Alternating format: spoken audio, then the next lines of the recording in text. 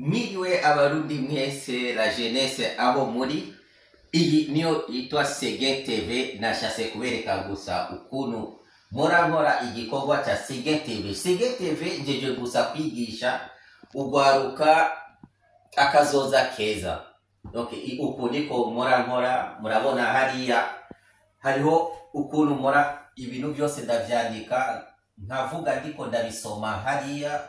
Murabona ibintu mfise ngana ama ordinateur hariya biba vyanditswe n'abafise ama instrument ya musique ngaha.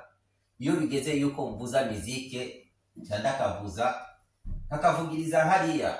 Aha naho ni cashira musique kaba iriko iravuga ngaha bikavuga hariya, hanyuma mugaca mubibona direct canke indirect bivanye n'ukuntu programme nayikoze. Voilà, iyi niyo yitwa Segen TV. Kubatayizi tubahaye kaze, ufise wese icyo ashaka kwigisha ugwaruka muri kaze kugira twigishe ugwaruka ido nido ubumenyi twize ku ishuri.